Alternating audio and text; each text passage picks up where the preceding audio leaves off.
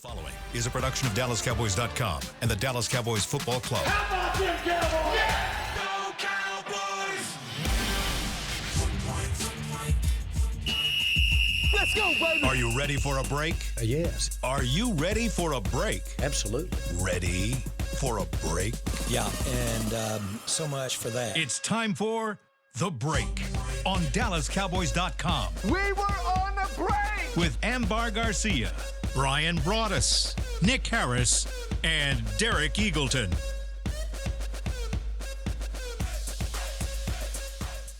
It is Wednesday, November 20th, 2024, Season 20, Episode number 71. Welcome to the latest edition of The Break. We are live from the SWBC Mortgage Studios at the Star. We're presented by LG. LG is the world's #1 OLED TV brand for 11 years and counting. See why at LG.com/OLED Evo.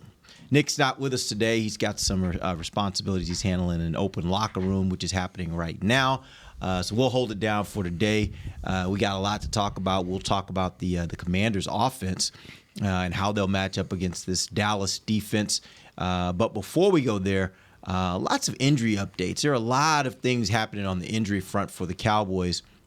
And so I'm going to run down a list of guys, Bryan, and I don't know. There may be some that we have some answers on. There may be some we've had some reports on. Sure. There may be some you're like, we just don't know right now, and that's okay too. Right. Zach, let's talk with Zach Martin. Yeah, he's dealing with a lot of things, and so that one they're a little bit worried about this week. Really, too many to name.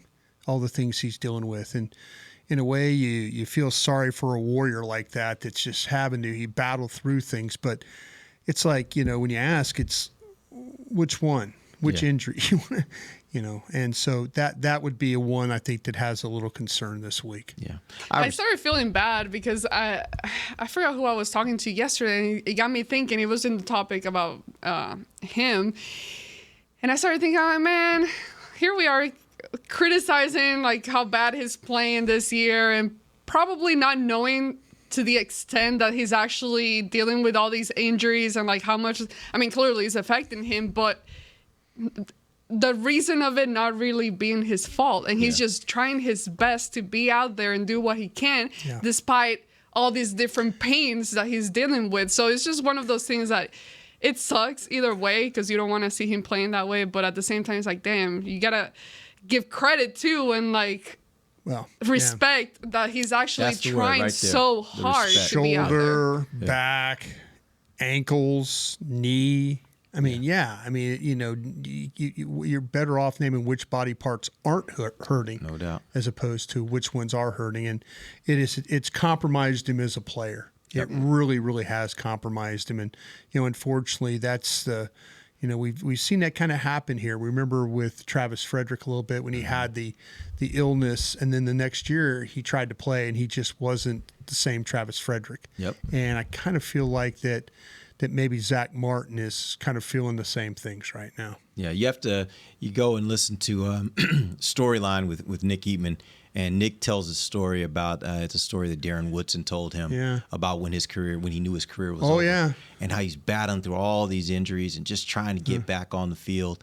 And he had this moment with Britt, the athletic trainer here, Britt Brown. And they were both kind of going through these drills, and it just wasn't. Yeah. And they both kind of looked at each other at the same time, and Darren was like, "It's over, ain't it?" And he was like, "Yeah, man. This is it." Yeah. And so I think that's the hard part for any player when there's Father Time's undefeated, right? Right. And comes a time when your body just won't let you do it anymore.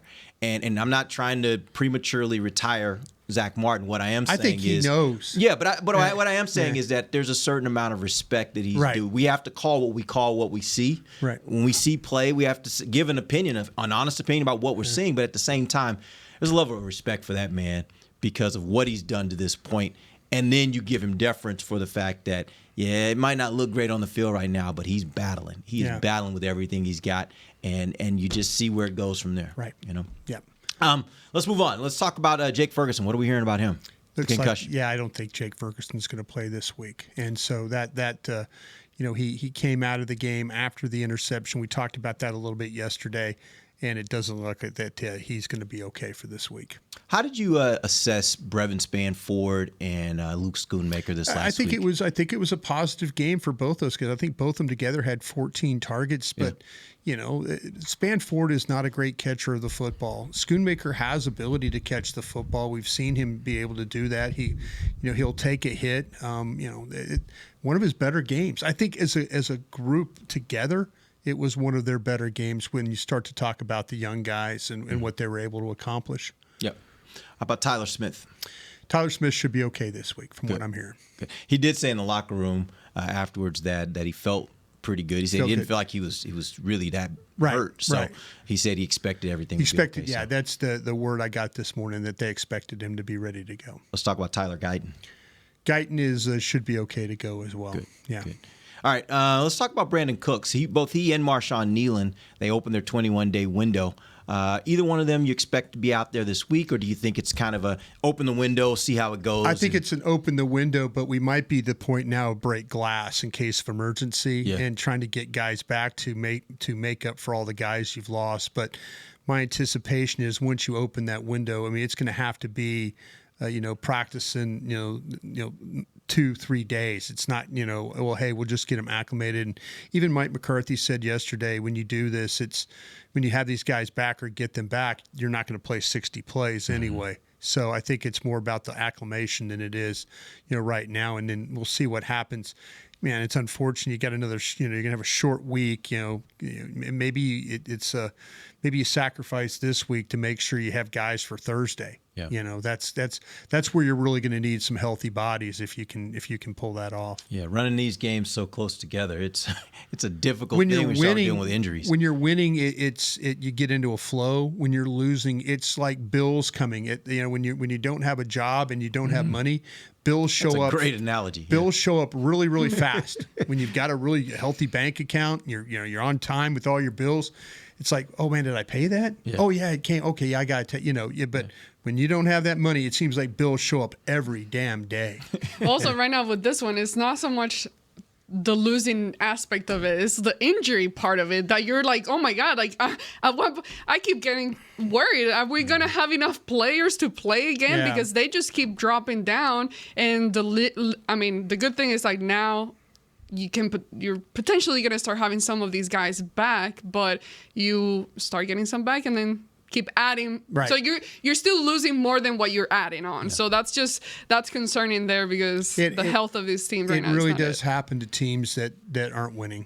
I mean, you look at teams that I'm sure that everybody that's struggling right now that are 3-7 or 4-6 or 2 and whatever. I mean everybody's struggling with that right now. I mean, you got the aspect of you're not playing well, but you've also got you're dealing with the injuries. Those are that's the thing that makes it even worse when you're trying to kind of play these games. You're right, Ambar. You look up and you're using all three of your activations off the practice squad to start a game.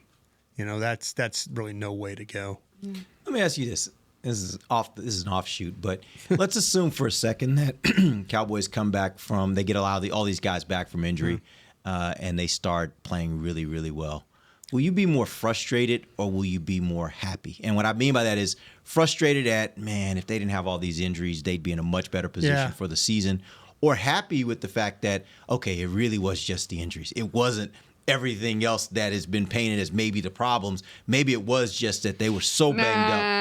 Which would you feel more of? I'm not forgetting about those 2 first games of the season when you have most of your starters still in there. Yeah, but let's also be clear. We've seen this happen not just with the Cowboys, but every team in the league. You get started sometimes and you lose some games and then you get going, or you start really hot sometimes and you fall off. Like I don't know that you would Eagles last year. You wouldn't necessarily make a determination about a 17 game season off of 2 or 3 games. Well, I'm throwing it back to you because your point that where all the issue stems from is the offensive line. Right.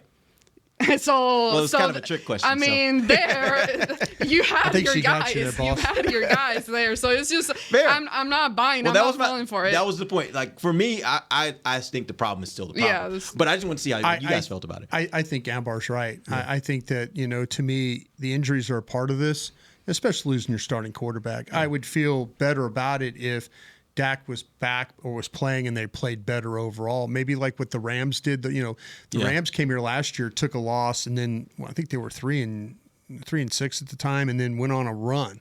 And everything kind of, and they got in the playoffs and all, and you're kind of like, wow, you would feel better that way. But no, they there's a lot of things that we're not right about this football team. And I take responsibility too, because of the platforms I have and talking about it on a daily basis. There's things that, that you look at and you're like, okay, this looks right. And it really wasn't right.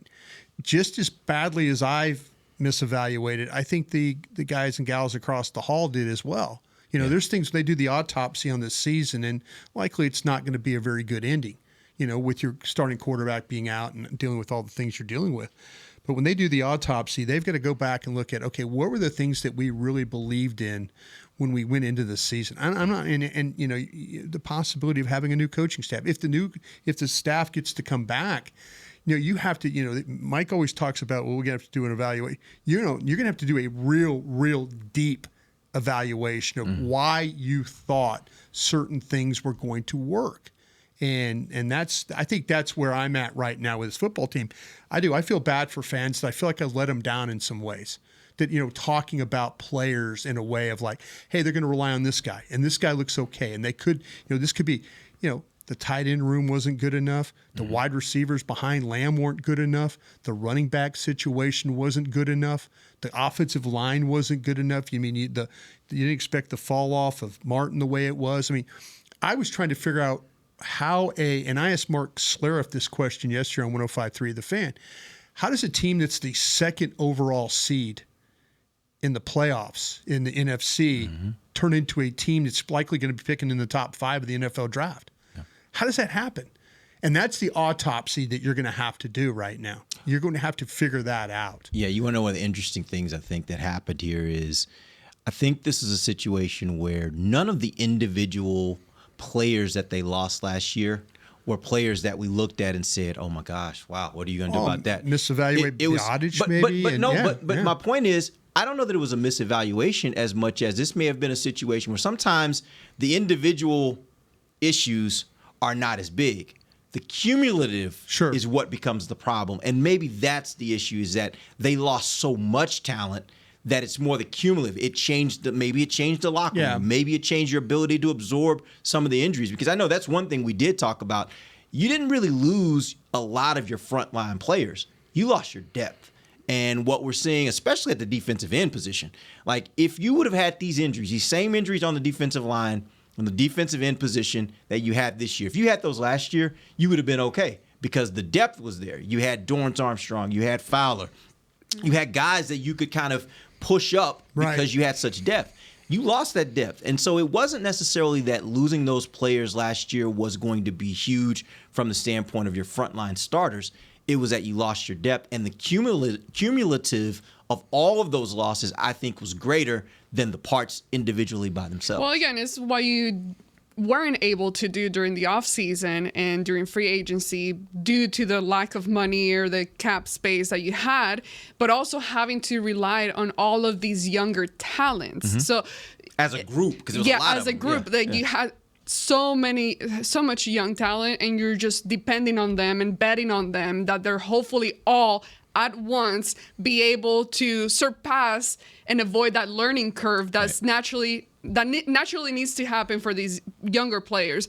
But also to your question, as far as what would make me happy, what would make me a little bit happy is like, show me something different, try something different, be creative, like call different plays. And even if you fail, I can feel better and be like, okay, maybe you were right. We were all crazy here, if you fail. But if you win, it's like, okay, hold on. You try something, it worked, let's go. And like you get excited about that. Yeah. So, but that's the only thing at this point that what would make me excited is, regardless of all the injuries that you're dealing with, like I think maybe you can take a little bit of pressure from yourself and just be like, this is where we're at. It is what it is. There's no turning back now. You can't do anything but like, let's have fun. Because I think a difference can be seen when you switch that mindset and you start just having fun and you just accept what you have. I think based on my own experiences on things that I've played or done, when you start having fun, it's different. And sometimes that can lead to a different outcome because you take some pressure off yourself. Yeah. Yeah, it's a really good point. The thing that I kind of worry about is, in 2025, you're going to have another big chunk of your talent leaving. Mm-hmm. If you look at how this thing is set up, we talked about Zach Martin, DeMarcus Lawrence, Brandon Cooks, Trey Lance, Eric Kendricks, Brian Anger, Jordan Lewis, Cooper Rush, Linval Joseph, Ezekiel Elliott, C.J. Goodwin, Chuma Doga, Trent Sieg, Oso Digizua. I'm just going down the list. Those are your free agents? Yeah. Rico Dowdle, Chauncey Golston, Nick Vigil, Carl Lawson, Carlos Watkins, Brock Hoffman, Israel Mukwamu, Marquise Bell, Turpin, Wanye Thomas, Tyrus Wheat. You're going to have another big wave of guys. So now you're in a situation where, you lost a lot of depth 1 year, and now you're about to lose the second half of that depth. And it ain't just depth; those are some starters that you mentioned. That's what I'm saying. I mean, we've talked about Martin, Lawrence, Cooks. Those are all voidable contracts right there. But you're going to lose. Kendricks has played a big part. Brian Anger is a punter. Jordan Lewis has probably been one of your better defensive players. Yeah. C.J. Goodwin, they feel he's one of their best special teams guys. You're going to lose your deep snapper. You're going to lose maybe your best three technique in Oso Digizua. You're going to lose your starting running back in Rico Dowdle. You're going to lose Chauncey Golston, who's kind of shown that he could be he could be a guy when he has to start. It might not be the best, but it's better than, what you thought it was going to be. It's one of those things where you kind of look at it and you're going to go, okay, well, how do you replace that? Okay. You know what that turns into? Yeah. You're only going to get likely 10 draft picks. And then they're going to turn around and they're going to sign some guys, of college free agency. They've proven that they will spend money to go out. They'll give $250,000 to Span Ford because he's on their draft board. He was a draftable player. They'll spend that money.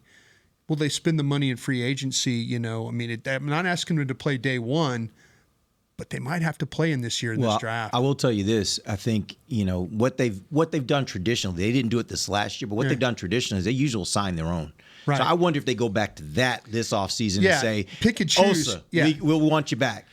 Jordan Golston, Lewis, we want you back. Yeah. Jordan Lewis, we want you back. Right. Like pick and choose the ones. I would assume Sieg, we want you back. Like those kind of players. Yeah. I would assume you're going to see a litany of those kind of signings where you keep those guys because again, you don't want to lose. You can't lose too much talent because you only got so many picks. They did that thing. Just they a lot of guys went out the door, and I mean, like I say, I named all the guys that are eligible to go out the door now. And you're right about trying to re-sign. But I think you have to be careful about who you pick and choose to resign. Yeah. And maybe there's some guys they can't afford. That's what I was going to say. In the last few years, we've seen guys that we've been surprised how much money they were able to get from other teams and get signed. So you're overpaying free agency. Let's be clear about that. That's the other aspect of it, that you might lose it because of that, where these players can get more money. And another thing is we'll see what happens with the whole coaching situation because it makes me wonder. There's a lot of stuff that we don't get to hear or really truly know how certain players feel. And I'm saying this because yesterday I saw a video that Dalton Schultz posted. Yeah. So lame, by the way. Yeah. But I'm like, where did all this animosity come from? Like, what's happening here? Like, well, you know what it is for him. I think, my personal opinion, I think it's that, like, in Dallas, the media was on him pretty hard. Fans were on him pretty hard. Yeah. People wanted him out of town because he wasn't performing at the level that they thought he should. Yeah. And then all of a sudden he popped up and had a season where it's like, oh, okay, Dalton Schultz pretty good. Yeah. And then he became a free agent, but nobody was like, oh man, you got to sign him. Everybody's kind of like, he's all right, but I don't think he ever felt like he got the respect here that he felt like he was due. That's just my own personal opinion. I've not talked to him. That's just that's my thing. It's like players that I didn't expect them to feel a certain way after leave or once free agency hit. It makes me wonder, okay, who's another one? Because again, like Cole Beasley, we're not gonna get into that, but Cole Beasley is another one that I loved being here, and then all of a sudden he leaves, and you're like, wait, what? Where's this all coming from? It's a hard place to play when you talk about the media and fans. Like expectations are high. Dalton Schultz's last game for the Cowboys was in the 49ers game in the playoffs, and it wasn't one of his better games. Mm-hmm. It really wasn't. And I think the fan base really went after him for that. Like, bro, sideline, you got to care. You know, you're not going for the ball. You're not trying to get upfield. You're not, there were a lot of things. And he immediately, I know I got blocked by him, one of his better blocks. He got me on Twitter. Shuts. Yeah. So, I mean, literally, and I was very critical of him because I was thinking, man, you've got to be better as a point of attack. He still struggles as a point of attack blocker. You watch him play against the Tech. He is who he is. Yeah. There's times where he's a really good football player, and then other times he's just very ordinary, And so he took it very personal when people were calling him very ordinary. Right. That wasn't his. That wasn't his bag. He's like, no, you can't criticize me. I'm going to block you. Okay, congratulations. You actually got a block. Yeah. And I think for some players, the spotlight and of playing at the Dallas Cowboys is a little too much because you do have to take a lot of criticism. And it comes from a lot of different points. And I don't think every player shows. Yeah, and I don't think every player wants to necessarily deal with that. You go and play in a city where it's not as bright. And let's be clear, like Houston is maybe one of those kind of franchises where maybe it's not as bright. Everybody in town loves you and you feel that love all the time. And when you mess up, nobody really says much about it. Mm-hmm. I just don't think that's Dallas. That's not Dallas. And so that's the part where I look at it for some of these players. And to your point, Amber, I think they leave, they go other places, and they can be in other places where they're like, this is just better for my own mental health because I don't like having to listen to people criticize me in that way. That's just my personal opinion. Well, take it out on the fans, not on the team. I mean, but again, we don't know what some of those relationships were like in that side of the building. He might be unhappy that they didn't make a play to sign him for more money. Yeah. Like that could also be a part of it, right? So again, there's lots of things involved there. But we're going to take our first break. We're going to come back. We're going to dive into this Commanders offense versus the Cowboys defense. We'll be back. DallasCowboys.com radio. Todd thought it would be secure to jog in the cheetah savanna. Todd believed the big cat repellent he bought online was reliable. And now, Todd is trying to be faster than this cheetah that can run 80 miles per hour. But the good news is, Todd has AT&T 5G that is fast, reliable, and secure. And he learned the best thing to do is stop running and toss her the backpack with the beef stew. AT&T 5G. Fast, reliable, secure. 5G requires compatible plan and device. 5G may not be available in your area. See att.com/5G for you for details. It's the official men's skincare brand of the Dallas Cowboys, Jack Black. And right now, Cowboys fans can get 15% off their $75 order. Plus, because every deal needs a playmaker, your order will include a free 5-piece skincare set and free shipping. The Jack Black Playmaker is 4 of Jack's favorites and a full-sized intense therapy lip balm. Make a play for the playmaker at getjackblack.com/Cowboys with the code CowboysVIP. That's getjackblack.com/Cowboys with the code CowboysVIP. Don't put off getting your oil changed, Dallas. Take 5 Oil Change, a proud partner of the Cowboys, is faster than you think. They're so fast, you don't even have to get out of your car. You can take advantage of Take 5's stay-in-your-car 10-minute oil change at any of their locations across the Dallas area. And remember, at Take 5, you stay in your car because they're faster than you think. That means you won't even have time to show off your best touchdown celebration. Take 5, the official oil change of the Dallas Cowboys. From the field to the festivities, Lucchese embodies the essence of luxury and tradition. Handcrafted with meticulous precision, each pair offers unmatched comfort and style. Stand tall while you're tailgating or cheering in the stands with the Dallas Cowboys collection by Lucchese. Shop the collection today at the Lucchese store at the Star in Frisco or online at lucchese.com. Lucchese, the official boot of the Dallas Cowboys and Dallas Cowboys cheerleaders. Hey y'all, Matt Pittman of Meat Church here. With football season kicking off, I'm already gearing up to bring the smoker back to AT&T Stadium for some epic tailgates. But with that Texas heat, it's crucial to keep my beer hand cramping cold. That's where Yeti's insulated Colster can cooler comes in clutch. This year, you can even get them with the iconic star engraved on the side. Licensed Yeti Cowboys gear is now available at Stadium Pro Shops, concessions, and on Yeti.com. Check it out today. Yeti, official cooler and drinkware of the Dallas Cowboys. Back to the break. LG OLED Evo is the best TV in the game, but don't take our word for it. Digital Trends said that LG OLED G4 has the best picture quality they've ever seen. See it for yourself at lg.com/OLED Evo. Welcome back. It is the second segment of the break, live from the SWBC Mortgage Studios at the Star. We're presented by LG. And this segment is brought to you by blockchain.com. All right, let's talk about the Commanders. Let's start with this offense. Jaden Daniels, check this out. In the first 8 games of the season, he was averaging 9 rushing attempts per game, 51 rushing yards per game. Over the last 2 games, though, he's only averaging 5 rush attempts per game and only averaging 11.5 rush yards per game. My question is in your study, is that more about the injury, or do you think there's been something that's maybe even about the opponents that they've played? They've played Pittsburgh and Philly the last 2 weeks. Maybe it's the opponent. Good What defense. do you think is the reason why there's less rushing by Jaden Daniels? I think that Dan Quinn probably went into Cliff Kingsbury and said, "Listen, stop running the dude. You're going to get him killed." Yeah. The only chance we got is with this young quarterback, and he has been outstanding. He's deadly accurate throwing the ball. He doesn't turn over the ball. He has the ability to make you miss in the pocket. When he's been sacked, it's generally been pretty quick. They've had some problems, at the left tackle spot. Brandon Coleman is a rookie, and him and Cornelius Lucas have kind of switched some spots there. But they've played this rookie Coleman, and he's had some trouble on that left side. Him, and then I think some other areas in that offensive line that have given up some pressures, but Coleman's the one that seems to have the most problems. And where he has problems, it's very similar to where, and I know we're talking about the quarterback, and I'm going to get to it, how this affects the quarterback, because Coleman's one of these guys that's got some Terrence Steele to him, that he really can't handle the inside rush all that well. Me personally, I'm taking Micah Parsons and I'm running him as hard as I can into the inside there.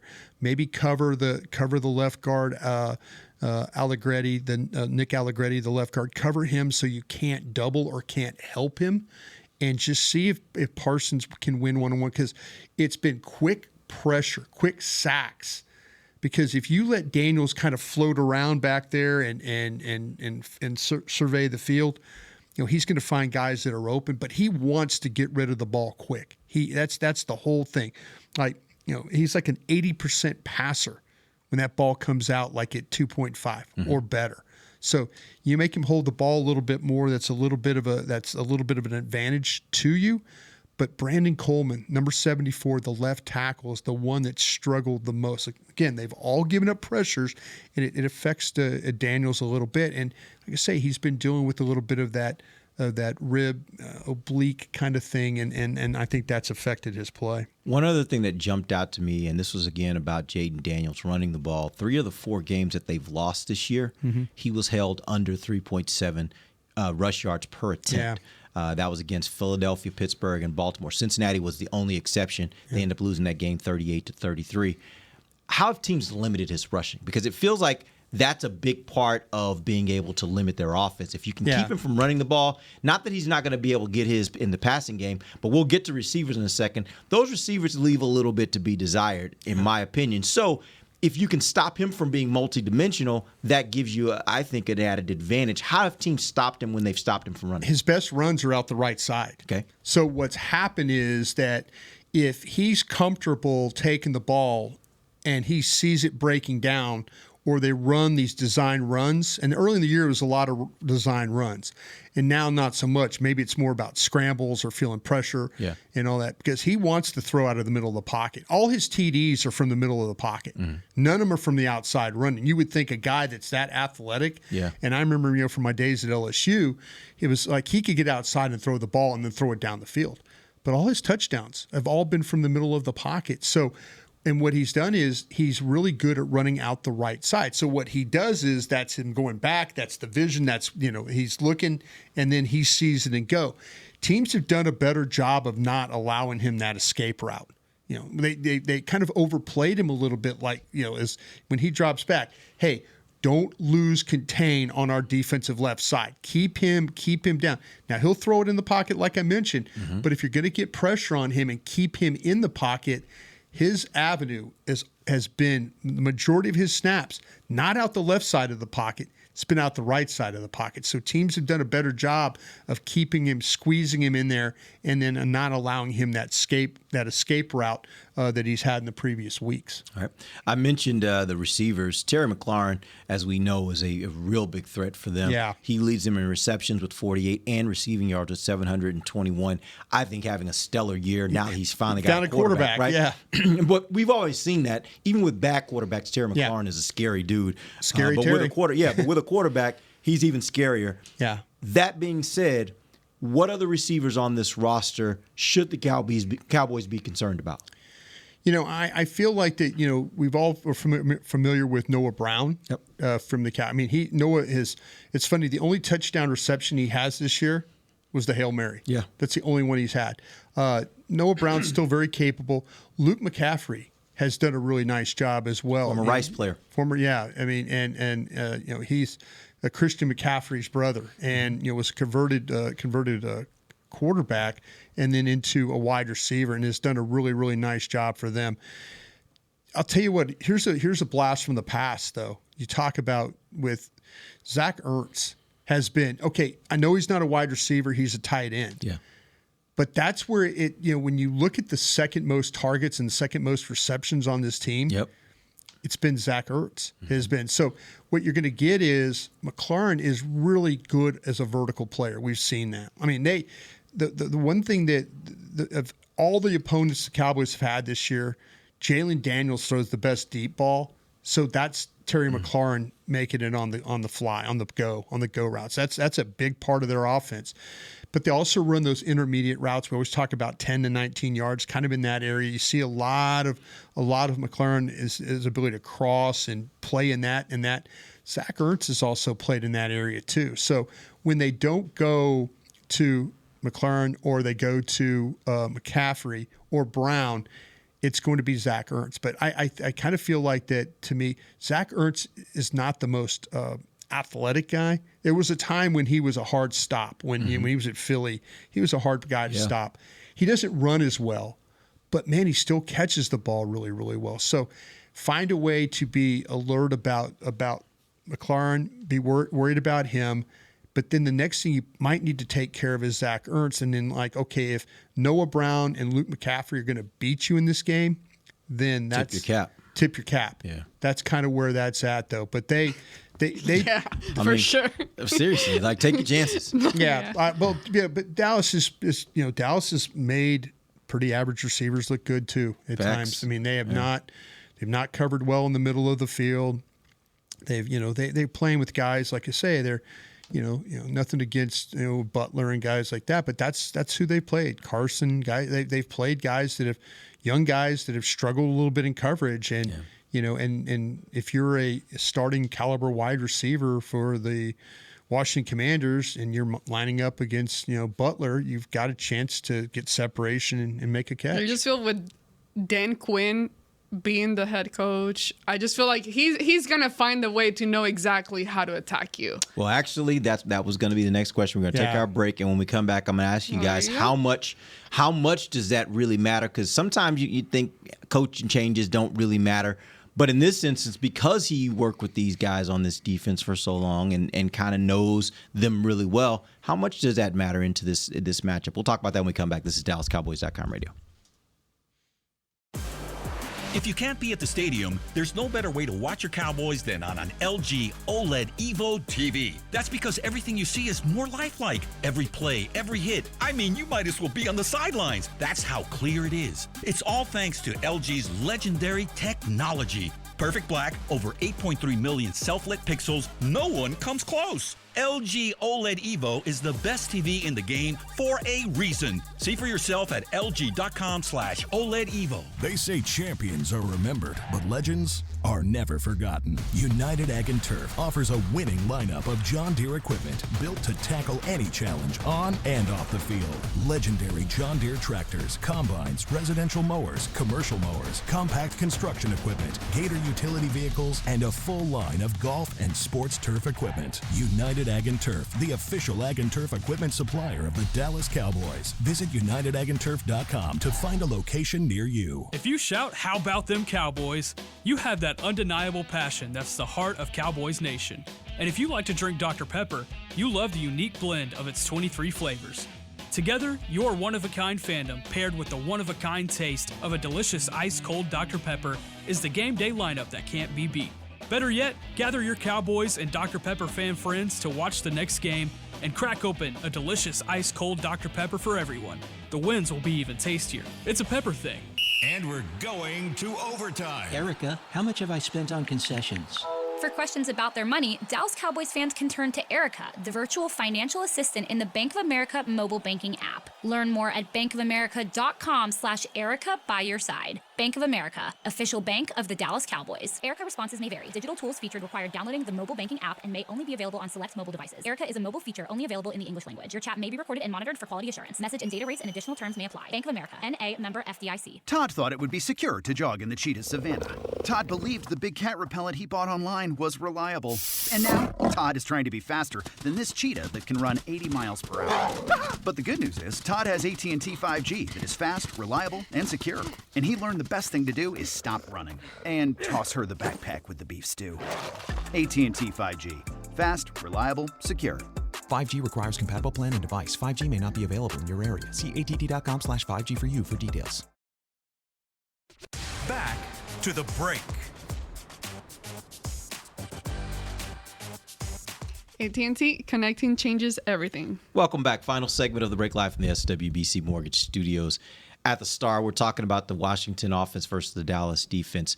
And Amber, you teed this up before the break, but Dan Quinn's familiarity with this defense, in my opinion, could be a challenge for them because if anyone knows how do you mess with a guy like Micah Parsons? How do you mess with a guy like Trayvon Diggs? You know, I think he knows because he's coached those guys. Yeah, and so how much do you think in this instance, this matchup, do you think that will be a challenge for Dallas because of his familiarity?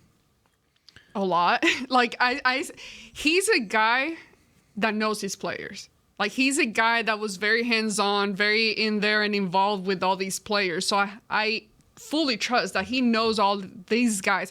Granted, there are guys that he hasn't worked with in the past, but some of those players that you mentioned, they're still here, and I think he will know exactly where their weaknesses are and how to get to them and exploit that.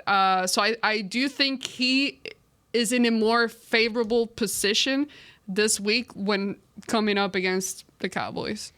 You could say it on the flip side, too, though. Dan Quinn was here. Joe Witt was here. You know, you kind of have an understanding, maybe Mike McCarthy, if Brian Schottenheimer actually... What they want to do? Yeah, Brian Schottenheimer actually started before he was the offensive coordinator here. He was working with the defensive staff for the whole entire year, working for Dan Quinn, breaking stuff down, breaking film down.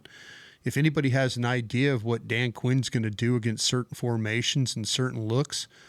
would sure hope that Brian Schottenheimer has that same type of knowledge. Yeah. You know, I mean, I think there's everybody kind of goes, it's not that big of a deal. No, in a way it is a big deal because you do, to me, and we've seen a lot of teams that are really good at this. They take advantage of your bad players or if they know guys are not very good or they have weaknesses in certain areas. You don't think Dan Quinn has an understanding of how to attack Micah Parsons? He dealt with it for 3 years. You know, he's like, hey, I watched Philadelphia do this. I watched San Francisco do this. I watched, this is what we had to do. And I think if you're Mike Zimmer and those guys, I think you have to be ready for that. I have to think you have to be ready. I think this is where Al Harris comes into play for you here. Because Al Harris is a holdover from the old staff. Al sat in those meetings every single day with Dan Quinn talking about personnel. So, It's kind of I think it's a little bit of a two-way street in this particular game. Hey, let's be honest, though. The Commanders have more talent available to them now than any other point in time since they played the Cowboys. You'd have to go back to the, maybe the Robert Griffin, the third days where, the talent, Dallas has always had the better talent in a lot of ways. But in this particular matchup, because of injuries and things like that, the Commanders are clearly the better team when you look at talent. And will coaching take advantage of the better talent? The good ones do. Yep. All right, let's flip back. I want to talk about the running backs. We haven't gotten to them yet. Yeah. Brian Robinson, Austin Eckler. Yeah. You're going to have to handle two backs this week. Tell me what each one does best, and then tell me how you would go about trying to defend them. Yeah, the thing with Bryan Robinson is that he's a really good inside runner. So not to say that he can't bounce it outside. I think Austin Eckler's a little bit better about getting it to the corner. Mm-hmm. But Bryan Robinson is a little bit more attack you over the left tackle, or attack you between the guard and the tackle. That's kind of his way of running the football. He's a hand it to him and get downhill quick. He can bounce it to the outside, but I think that you're going to have to be able to not allow him just to have those straight shots, those dive shots that they take where, he gets the ball and the next thing you know, it's a 2nd and 4. Mm-hmm. He's running for 6 yards. So he's a really tough guy. Austin Eckler is a really tough guy too. I will say this though. If you can get these guys in passing situations, and we talked about how accurate Jaden Daniels could be, but they've had problems with blitz pickups. Austin Eckler has had problems. He's never sure of who he's supposed to get. Mm. He's kind of am I supposed to block or am I supposed to get out in the flat? Now, you could throw him the ball in the flat. He leads their team in run after catch. That's something that's really, really big for them. So, there, if you find a way, if you can get your rushers on Austin Eckler in the pocket, there's a chance for pressure or there's a chance for sack because he's struggled in that area. But they're both really quality backs. Robinson is, he's missed a couple of games. But he is so tough running the ball. You hand it to him, it's a pile, it's a 5-yard gain. Seems like it's the way every time you watch the tape playing this guy. And around the goal line, he's extremely tough as well. Yeah. You look at this last game against Joe Mixon. Joe Mixon put up 20 carries for 109 yards, a 5.5 average, 45 of that was one carry. It was. Yeah. And then there was also 2 receptions for 44 yards. Yeah, total 153 yards. Screens. Here's my question for you. Yeah. Based on what we saw in that game, what were the areas where you think Dallas – or how did you assess Dallas's run defense against Mixon? And do you think there's something that can carry over from that into this matchup? Yeah, the thing with Mixon is everything was going to bounce, and it was he was going to attack you front side, and then as soon as the play looked like it was stopped, he was going to bounce it outside. Yep. And then on the 45-yard run, they were just bad at they got what they wanted with Parsons and those guys squeezing it and forcing it back to the inside. But the cut was so perfect that, Golston got knocked down. That was the play where Golston kind of got Golston got knocked can't down. Get cut there, yeah. Israel McQuamu was out of position, and then Hooker was a terrible angle. Yeah. And next thing you know, it's a 45-yard touchdown.